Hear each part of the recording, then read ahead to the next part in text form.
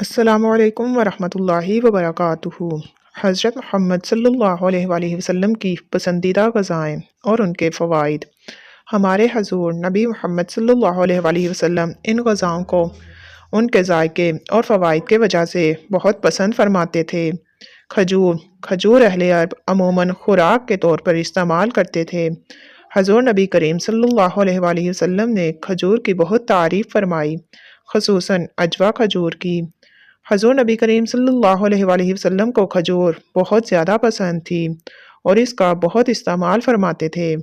رسول صلی اللہ علیہ وآلہ وسلم کا ارشاد ہے کہ جو شخص روزانہ صبح کے وقت 7 عجوا کھجوریں کھا لیا کرے، اسے اس دن زہر اور جادو سے کوئی نقصان نہیں پہنچا سکتا۔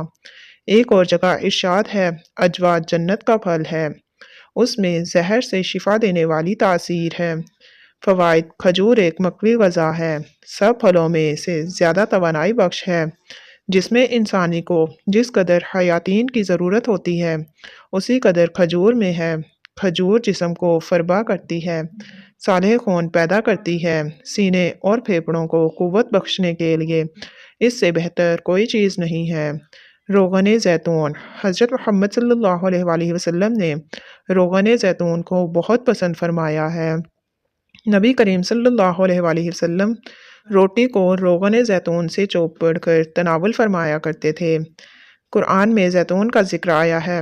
رسول اللہ صلی اللہ علیہ وسلم نے ارشاد فرمایا کہ زیتون کا تیل کھاؤ اور مالش میں استعمال کرو، اس لیے کہ وہ مبارک درخت سے پیدا ہوتا ہے۔ فوائد: زیتون کا تیل دنیا کا واحد تیل ہے جو چربی میں تبدیل نہیں ہوتا۔ یہ امراض قلب اور موٹاپے سے بچنے کے لیے انتہائی مفید ہے۔ روغن زیتون استعمال کرنے والے افراد دل کی بیماریوں سے محفوظ رہتے ہیں۔ زیتون جوڑوں اور پٹھوں کے درد، سانس کی بیماریوں، کولیسٹرول کے مسائل، بلڈ پریشر، گردوں کے امراض، موٹاپے اور فالج سمیت مختلف امراض سے انسان کو محفوظ رکھنے کی غیر معمولی صلاحیت رکھتا ہے۔ دودھ رسول کریم صلی اللہ علیہ وآلہ وسلم کی پسندیدہ غذا رہی ہے۔ نبی کریم صلی اللہ علیہ وآلہ وسلم کو دودھ بہت زیادہ پسند تھا۔ آپ صلی اللہ علیہ وآلہ وسلم اکثر گائے اور بکری کا دودھ استعمال فرماتے۔ آپ صلی اللہ علیہ وآلہ وسلم کا ارشاد ہے، کوئی چیز ایسی نہیں جو طعام اور مشروب دونوں کا کام دیتی ہو سوائے دودھ کے۔ حضرت صہیب رضی اللہ تعالیٰ عنہ سے روایت ہے کہ آپ صلی اللہ علیہ وآلہ وسلم نے ارشاد فرمایا، تم لوگ گائے کے دودھ کو اپنے لیے لازم قرار دے دو کیونکہ یہ شفا بخش ہے اور اس کا گھی دوا ہے۔ فوائد: حضرت انسان کے لیے ایک مکمل غذا ہے اور اس سے بہتر غذا شاید ہی ہو۔ دودھ میں جسم کی ضرورت کے مطابق تمام اجزاء موجود ہیں جن سے جسم صحت مند رہ سکتا ہے اور اس کی نشو و نما صحیح ہو سکتی ہے۔ جن علاقوں کے لوگ دودھ استعمال کرتے ہیں ان کی عمریں زیادہ ہوتی ہیں۔ تیسری غذا شہد۔ رسول اکرم صلی اللہ علیہ وآلہ وسلم کو شہد بہت زیادہ پسند تھا اور اس کا بہت زیادہ استعمال فرماتے تھے۔ حضرت عائشہ رضی اللہ تعالیٰ عنہا سے روایت ہے کہ آپ صلی اللہ علیہ وآلہ وسلم شہد پسند فرماتے تھے۔ شہد کی شفا بخشی کا ذکر قرآن میں بھی آیا ہے اور اسے موت کے علاوہ ہر مرض کا علاج قرار دیا گیا ہے۔ شہد کے فوائد۔ شہد کے بارے میں یہ بات طے شدہ ہے کہ شہد بہت سے امراض میں مفید ہے اور اس کا استعمال جسم کو امراض سے محفوظ رکھتا ہے۔ تمام تر کاوشوں کے باوجود اب تک شہد کا متبادل تلاش نہیں کیا جا سکا۔ شہد کی ایک خوبی اس کے رس کا جلد اثر کرنا اور قدرتی اینٹی بائیوٹک ہونا ہے۔ یہ حلق سے نیچے اترتے ہی خون میں شامل ہو جاتا ہے۔ نوزائیدہ بچے سے لے کر جاں بلب مریض تک سب کے لیے غذا اور دوا ہے۔ چوتھی سبزی کدو۔ حضور اکرم صلی اللہ علیہ وآلہ وسلم کو سبزیوں میں کدو بہت پسند تھا۔ حضرت انس رضی اللہ تعالیٰ عنہ سے روایت ہے کہ آپ صلی اللہ علیہ وآلہ وسلم کو ایک دعوت میں جو کی روٹی اور کدو گوشت کا شوربہ پیش کیا گیا۔ میں نے حضور نبی کریم صلی اللہ علیہ وآلہ وسلم کو دیکھا کہ پیالے کے کنارے سے کدو تلاش فرما کر تناول فرما رہے تھے۔ میں اس روز کے بعد ہمیشہ کدو کو پسند کرنے لگا۔ فوائد: کدو ایک ایسی سبزی ہے جو ذائقے میں لذیذ اور تاثیر میں زود ہضم، صحت بخش اور دماغی صلاحیتوں کو بڑھانے والا ہے۔ کدو مفرح قلب، جگر اور اعصاب کے لیے مفید سبزی ہے۔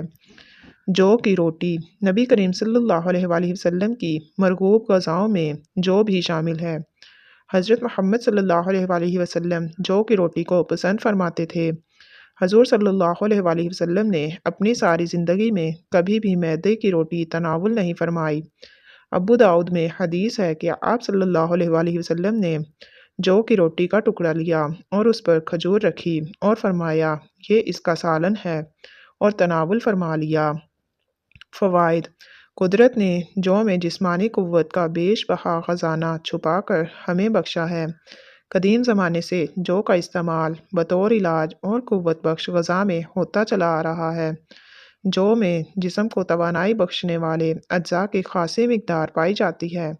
اس میں 80% نشاستہ لحمیات اور فاسفورس بڑی مقدار موجود ہوتی ہے جو بلڈ پریشر کو فائدہ پہنچاتا ہے، حدت کو کم کرتا ہے، پیاس بجھاتا ہے، جوڑوں کے درد کو فائدہ پہنچاتا ہے چونکہ زہریلے مادوں کو اخراج کرتا ہے، اس لیے مہاسے، چہرے کے دانوں اور اس سلسلے میں دوسری جلدی بیماریوں کو دور کرتا ہے۔ یہ ہماری جسمانی صحت کے لیے ٹانک کا درجہ رکھتے ہیں۔ انہیں اپنی روزمرہ غذا میں شامل رکھیں اور صحت مند رہیں۔ سرکہ ہمارے پیارے نبی صلی اللہ علیہ وآلہ وسلم کو سرکہ بھی بہت پسند تھا۔ آپ صلی اللہ علیہ وآلہ وسلم نے نہ صرف سرکے کو تناول فرمایا بلکہ اس کی تعریف بھی فرمائی۔ حدیث میں ہے کہ حضور اکرم صلی اللہ علیہ وآلہ وسلم نے ارشاد فرمایا ہے کہ سرکہ بھی کیسا بہترین سالن ہے۔ حضرت ام ہانی رضی اللہ تعالی عنہا فرماتی ہیں کہ حضور نبی کریم صلی اللہ علیہ وآلہ وسلم میرے گھر تشریف لائے اور فرمایا کیا تیرے پاس کھانے کے لیے کوئی شے ہے؟ میں نے عرض کیا سوکھی ہوئی روٹی اور سرکہ کے سوا کچھ بھی نہیں۔ حضور اکرم صلی اللہ علیہ وآلہ وسلم نے فرمایا وہی لے آؤ۔ وہ گھر سالن سے خالی نہیں جس گھر میں سرکہ ہو۔ فوائد: سرکے کا استعمال ذیابیطس اور خون میں گلوکوز کی مقدار کو درست کرنے کے لیے فائدہ مند ہوتا ہے۔ سرکے کا کھانے سے استعمال اس احساس کو بڑھا دیتا ہے کہ اب بھوک نہیں، یعنی انسان کم کھاتا ہے اور اس طرح نظام انہضام بہتر رکھتا ہے۔ گوشت آپ صلی اللہ علیہ وآلہ وسلم کی مرغوب غذا تھی۔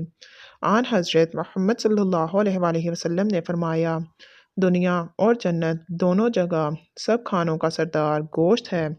حضور اکرم صلی اللہ علیہ وآلہ وسلم نے شوربے والا اور بھنا ہوا گوشت شوق سے تناول فرمایا۔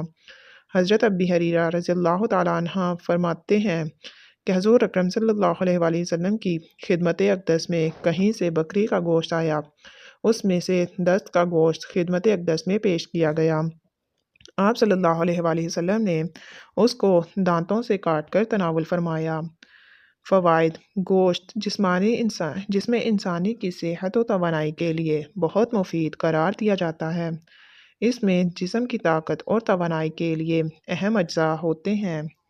انجیر بھی حضرت محمد صلی اللہ علیہ وآلہ وسلم کی پسندیدہ غذاؤں میں سے ایک ہے۔